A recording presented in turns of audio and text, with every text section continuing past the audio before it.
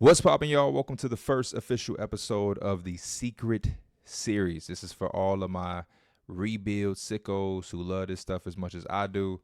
As y'all can already see, we're doing things a little bit different here. I ain't got my camera on, and that's just what this all is going to be about. We're going to be doing a lot of things different than my usual content on this channel. And this is for those that want to be here. This is the if you know, you know. I'm not going to be promoting this series. I'm not going to be tweeting it on the timeline, reminding you when I'm dropping. I'm going to upload. I'm going to add it to the Secret Series playlist. And if you love it and you're enjoying it, you know where to find it. And it's just going to be a if you know type thing. This particular series, we're going to be rocking with the Utah Jazz. If you watched my Sun series, you see me talking about the Jazz. You saw me talking about the Nets. Those are the two teams I was kind of thinking of doing this with. I leaned, over to the Jazz side because as much as I like what the Nets got going on over here with the 4 first-round picks, all of the cap space, this is a big chance to be fun, right? Being able to have that many draft picks and just create your own type of youthful team. When you look at Utah and the conversation I was having in the Sun series, it's just like a lot going on simultaneously with like a lot of nothing going on. And I just kind of like the direction I can take with every single young player on here not being like this star upside talent, but they all bring something to the table that I think you can work with. And they also have multiple picks, right? They have the 5th overall pick. They also have the 21st pick, and they have some trade chips.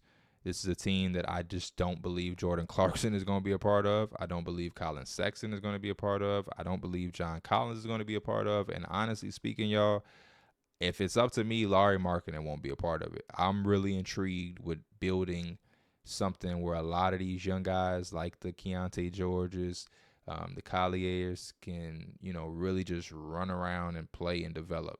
Sensabaugh, Cody Williams, there's a lot of talented players on this roster that I like, and I think they just need reps and opportunity.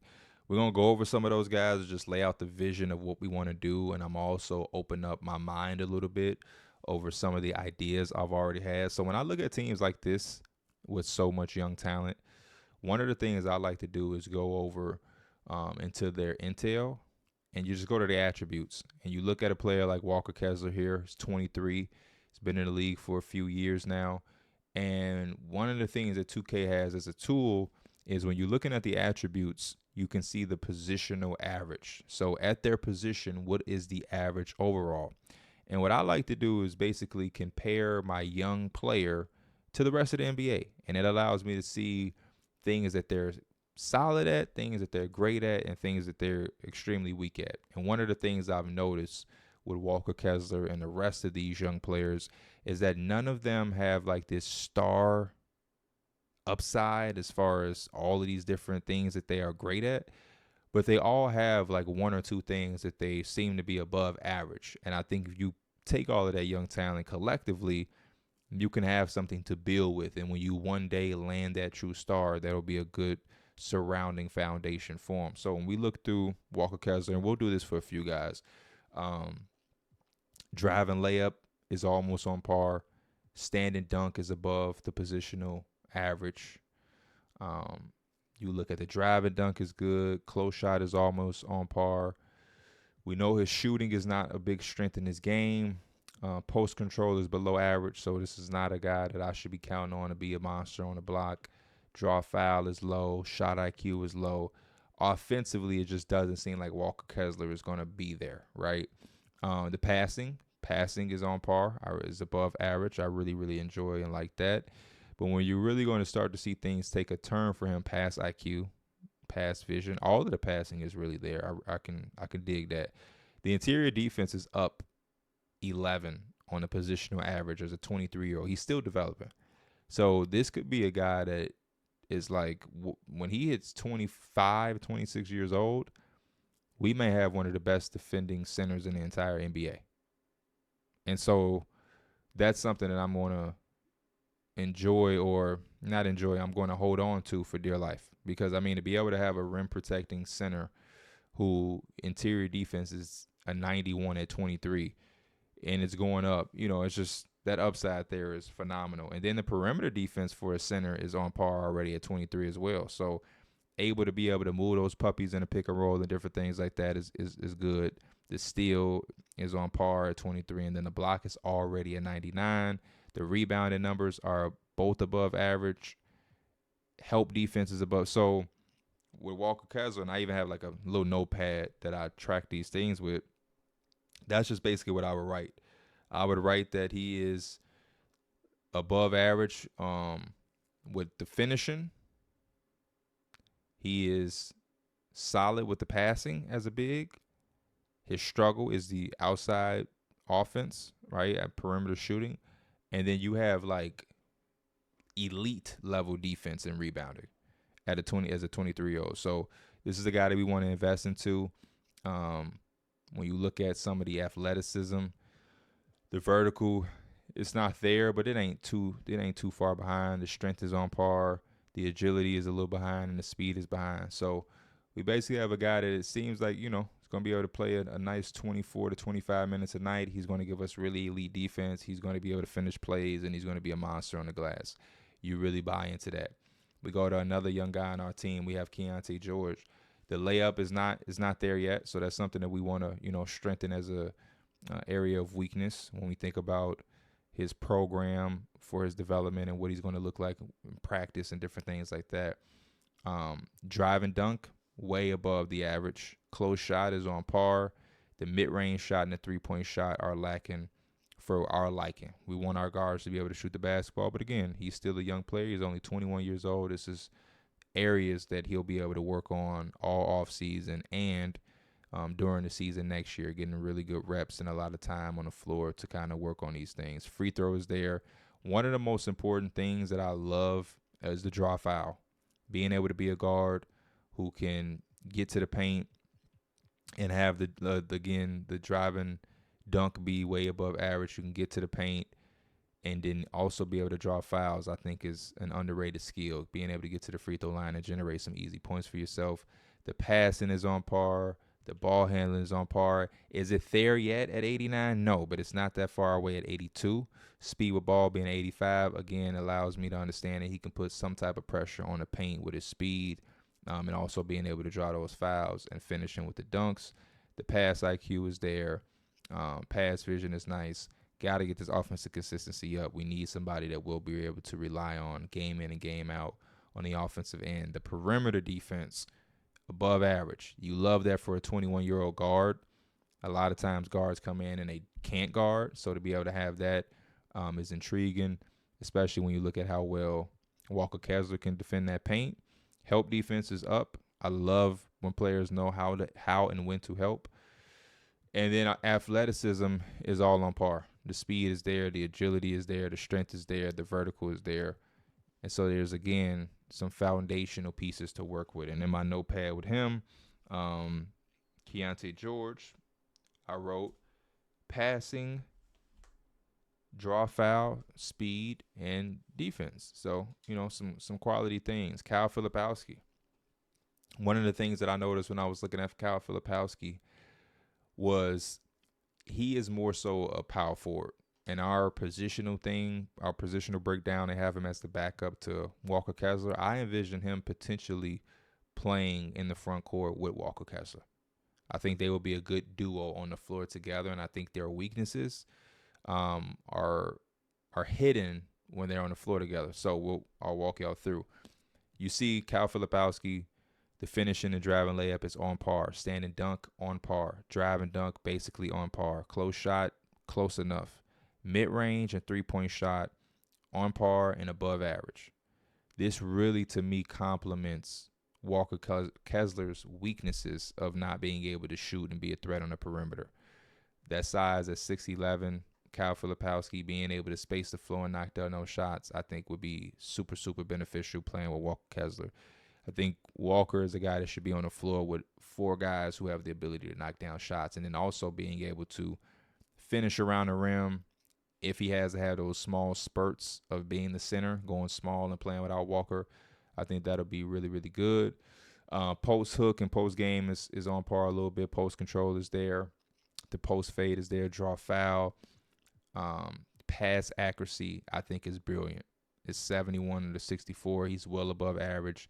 Him and Walker Kessler are doing phenomenal in this department. That allows us to have, intricate offenses being ran, whether that's playing them off the elbows, the short roll, knowing that they can make passes and be sound decision makers. I think will go a long way for the development of our offense while we're waiting on our true offensive star. Solid ball handle for his size and position. Solid speed with ball. You like that. In the past, an IQ and vision is on par as well. Offensive consistency is already above average. Really, really important and really, really good to see for a young player, knowing his production is something that we can feel confident will be there on a night in, night basis. Now, his weaknesses, interior defense, way below average, but that's where Walker Kessler dominates it. That's his biggest strong point. So for every weakness that each of these guys have, it's a strength for the other. Walker Kessler can't knock down perimeter shots. Kyle Filipowski can. Kyle Filipowski can't guard the interior. Walker Kessler can. And then the perimeter defense, it's not up to the par where I would like it. I think this is his biggest weakness. If you're not going to be able to guard inside, you have to be able to guard the perimeter. If you can't guard the perimeter, you have to be able to guard inside. You know what I mean? And if you're lucky enough, you could do a little bit of both. But he makes up some ground while being a little bit of a defensive playmaker, using his wingspan and his size to be able to get some steals. The block is lacking tremendously. The offensive rebound is lacking. But again, he would probably be playing more close to the perimeter in those lineups with Walker Kessler. But the defensive rebound and being able to have another 6'11" guy, almost 7 foot, crash in the defensive glass and limiting our opponents to get second chance opportunities, I think will go a long way. Help defense, not where you would like it with the position average, but I think 72 is still something solid enough to work with. And yeah, the athleticism. Speed is there. Agility is a little lacking, but it's almost there. Strength is lacking, but I think 70 is solid because we won't have him guarding the post. And then the vertical is on par. So a lot of good things with Kyle Filipowski. I feel like he's underrated in the mix of young players that we have. And I really think we will serve him better for his future by conditioning him a little bit more at the 4, right? Where we're in a new situation where there's a lot of double big lineups and not, handicapping him to only be effective or thought of as a center. Just positions his future a lot better. You look at a guy like KJ Martin, been in the league for 5 years, still only 24 years old. I'm intrigued with him for a few different reasons. Driving layup, being able to finish around the rim, I think is solid with the standing dunk and the driving layup. The driving dunk is obviously phenomenal. This is Kenyon Martin's son. If he can't do anything, you're going to be able to dunk. Close shot is nice. Mid-range is lacking and behind. But the three-point shot is well above the positional average, and I like that a lot. Free throw, we got to work on. All of this post stuff is not really his game, right? Like an undersized, athletic 4.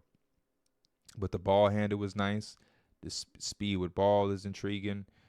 And most importantly, he's going to be able to give us some perimeter defense. He's going to be able to block some shots. And he's a guy that will get active on the glass, especially the offensive glass. So I think there's a world where we try to take some of these strengths, and obviously he has good help defense, which is always impressive when you're talking about young players. The defense consistency is up there, and then athletically, well above with the speed, on par with the agility. Strength is a little behind, but again, he's kind of a tweener, 3'4", 6'6". We'll figure that out, and then the vertical is out of this world.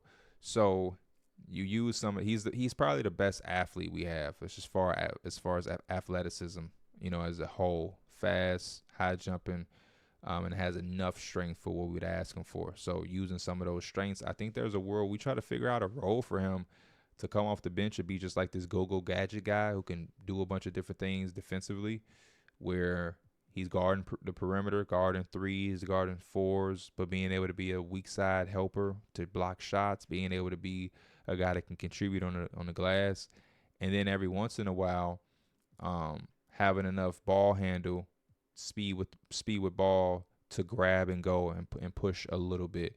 But most importantly, he'll be able to complement the offense by being a spot-up guy with an 83 three-point shot.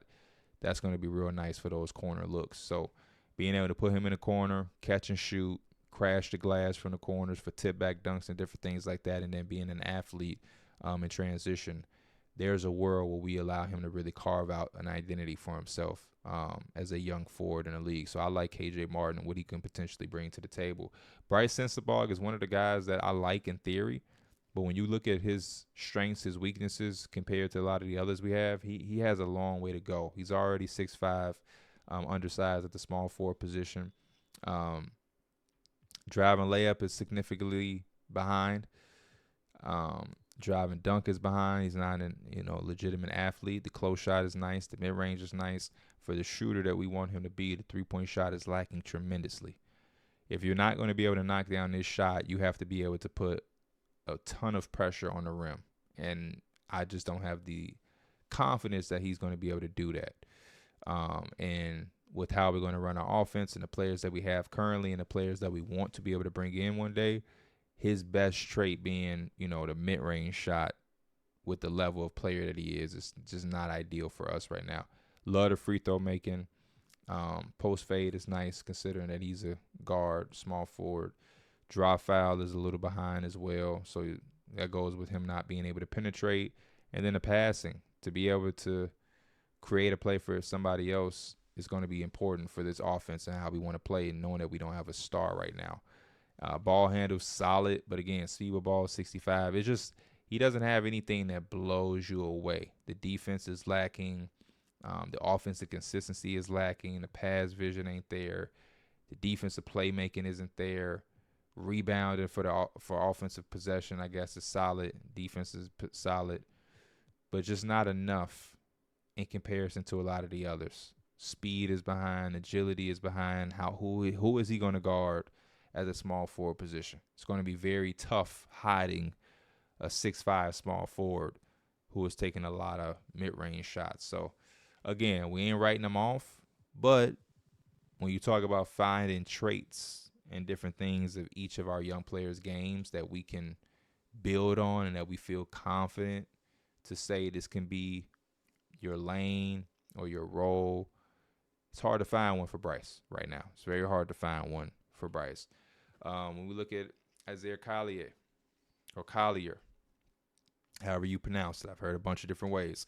Driving layup, I feel like is not on par, but I don't think it's that far behind, especially when you look at him being a 20-year-old. I think there's a lot of a world where he can jump up a lot. Then we also make it up with the drive and dunk. So being able to have the combination of being solid with the layup, but also being way above average with the drive and dunk at 6'3". Again, the amount of pressure he's going to be able to put on the paint, 75 close shot. The jump shot we got to work on. Whether you can provide penetration or not, we want you to be able to shoot the basketball. And so he's going to have to put in a lot of work there. But it does ease up the deficiency a little bit by being able to attack that rim. Free throw definitely got to get better. Draw foul with his strength, I think this needs to go up tremendously, and I have no doubt that it will. But with his strength, his ball handle, and his finishing ability, if he can get the draw foul up a lot, he's going to create a very easier situation for himself in his career. But you love the pass accuracy.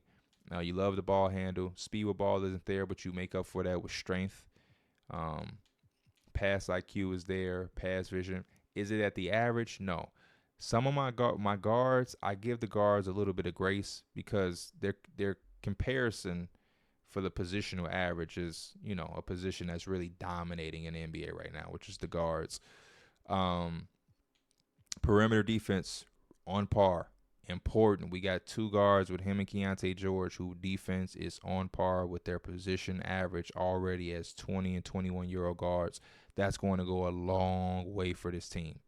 The more I look at these players and I look at this stuff and I'm comparing, we are going to be a young team that has a tremendous upside defensively. And depending on who we bring in via the draft and whatever else, we can make up for it on the offensive end. But the defense, we are going to have a lot of fun and be able to stop a lot of people. And I want to take a lot of these guys and allow them to be the defensive playmakers and disruptors that they can be, so we can get out and run with our young, fast, athletic team. So I love the perimeter defense. I love the steal. And then you'll also see the help defense again is high. Pass perception is extremely high at 86. The defensive consistency is almost on par, which again is extremely rare for a young guard. The speed at his position average is a plus 14, 88 to 74. Incredible, nice agility, and the strength he's above average with a 65 strength. So it's a lot of good things here. The vertical is high. He has athleticism, passing, and the ability to have some upside in the finishing department. Hey man, we take some small steps with the jump shot, and we got ourselves something there. Cody Williams, 6'7", 190 pounds, incredible wingspan. The driving layup is not there yet. It's something we're going to have to work on, though, because you're not just going to be as good as the 80 driver dunk is. He's just not walking in the paint, dunking on everybody. Close shot is solid. Mid-range and three-point shot are all solid. I think these are all great areas that we can work at, but he's behind. He's not on par here in these areas just yet. Same with free throw shooting. Draw foul, 57. Definitely got to work on that, and that comes with, putting on more muscle and strength. Pass accuracy is behind. The ball handle is behind, but the speed with ball is there. Pass IQ behind. Here's what I like about him. Some of the defense. Interior defense, 56. With his length and his size and the wingspan, I don't need him to have buku numbers with the interior defense, but for him to be able to switch for small amounts of time, I think will be good. The perimeter defense is really his main and best trait that we want to play on to. With him only being 20, barely even playing this rookie year, addressing, his defensive upside and then working on that jump shot, there's a world where I think he's a supreme 3-and-D player who can be a game changer. The steal is almost on par. The block is there. The rebounding is solid on the offensive glass. Help defense is cool. Pass perception is behind a little bit. Want to see that go up, but I love the defense consistency, the speed, the agility. The strength is lacking in the vertical. So overall, he has athleticism. He has capable enough offensive upside for a miniature 3-level scoring bag. And then there's a world where he can be a defensive playmaker with the blocks and getting these steals up to be a little bit more on par with his positional average. So really like Cody Williams, but it's going to be a long-term project, right? Like, we're going to have to be extremely patient with Cody because out of all of the guys I've named, some of his strengths need real work. And then at the bottom, with the lowest overall, this is the guy that I think has the most promise when you look at a lot of these things to have some type of stardom and what he's going to be able to do. Taylor Hendricks. The finishing isn't there for a guy that's 6'9", but the drive and dunk is almost on par. Close shot. I love the three-point shooting. I think that's going to be a game changer. The free throw as well. The draw foul obviously has to get up. Solid shot IQ. Not a passer yet. Not a ball handler at all. But that's fine because there's a world where we still find an offensive role for him. The offensive consistency has to go up. We need to know that we can rely on him making corner three-point shots and running in transition to be able to be a play finisher. Here's the upside. The interior defense and the perimeter defense, 65 and 70. That's a good balance. To be able to have him be able to guard inside and outside is going to be incredible. I love guys that have the versatility like this defensively. So he's almost on par with both. His steal is way above average. His block is way above average. His rebound is on par. His defensive rebounding is on par. Help defense is in a nice spot. Pass perception above average. Defensive consistency needs a little bit of work, but it's not that far behind. And then from the athleticism standpoint, he has the speed. The agility is there. The strength is solid for what we're going to ask him to do, and the vertical is there. So he, on paper, is showing to be an inside-outside scorer who can knock down three-point shots and use his athleticism to be a defensive playmaker, whether that's getting steals, blocks, guarding, big swings, whatever. And we're going to use that versatility to our advantage. And that's about it as far as with our core. To wrap the episode up, I'm going to take the next 5 or 6 minutes to really go through some of the ideas that I have, and I'll let y'all comment on them and go over them before I really make them happen. But one of the trades that I was thinking was Lauri Markkanen and Colin Sexton taking their talents. out there with Pat Riley.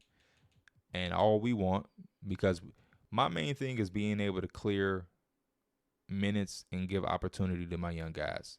It's going to be extremely hard to play all of those young guys I talked about when you have Larry, Colin Sexton, John Collins, George. Those are that's four guys who are 27, 33.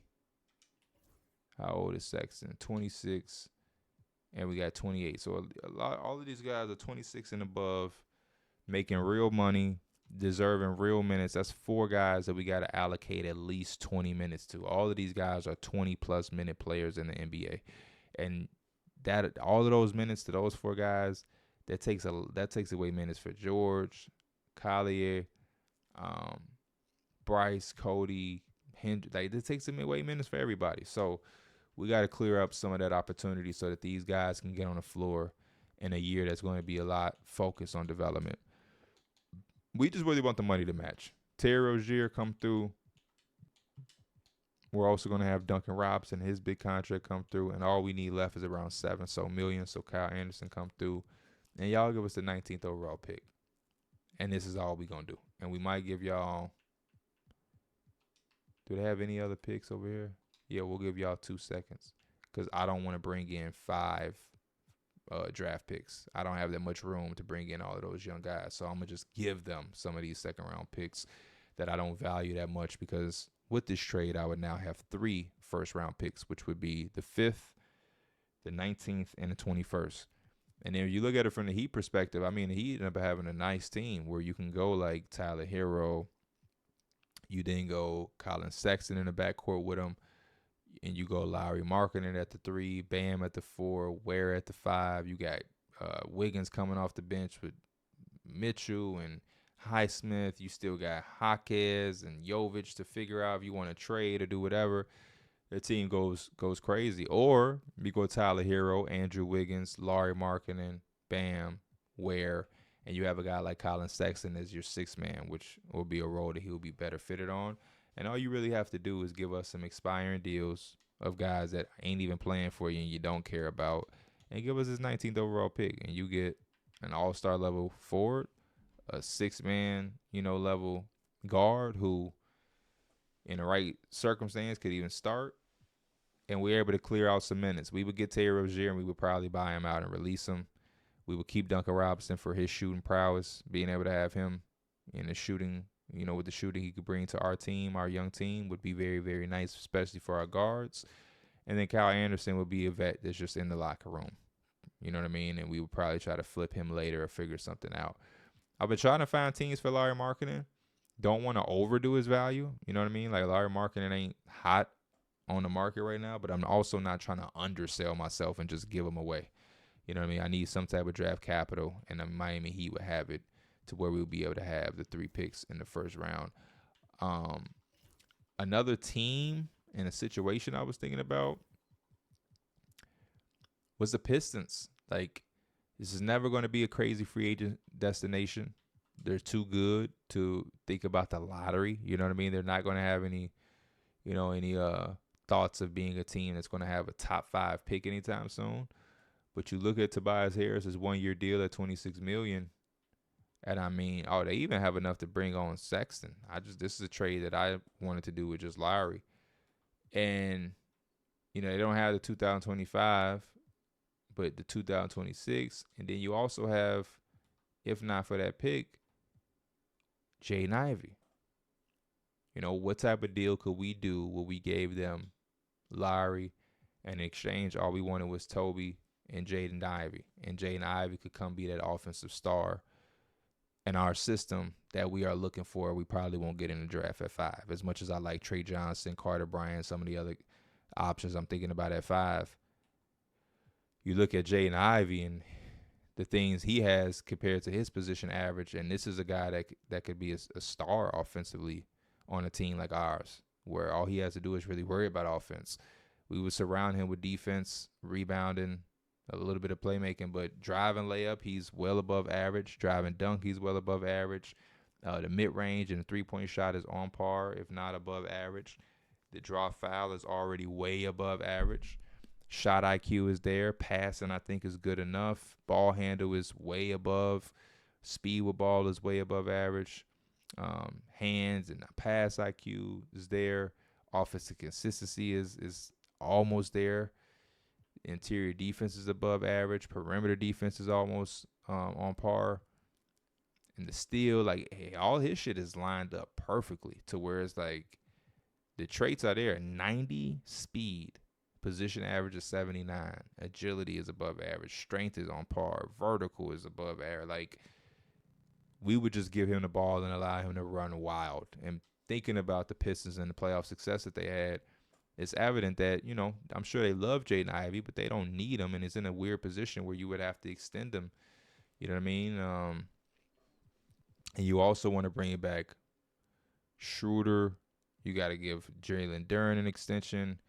You want to bring back Beasley, and then next year is probably going to be what? Asar Thompson you have to figure out, or no. You may have you can now potentially.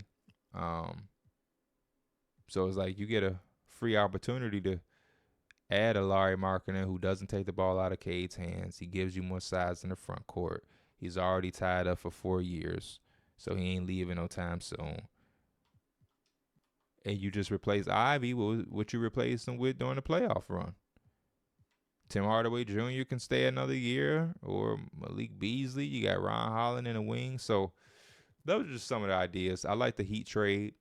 I like the package we gave the Heat. But I look at Jaden Ivey and I'm like, man, if we got him, he would break out. He would instantly become an MIP favorite. So those are some of the trades I'm thinking about on that front. Other trades, John Collins. I really think John Collins would probably go to like the Los Angeles Clippers and just give us Bogdanovich in the 2026 second round, and y'all could just kind of have him.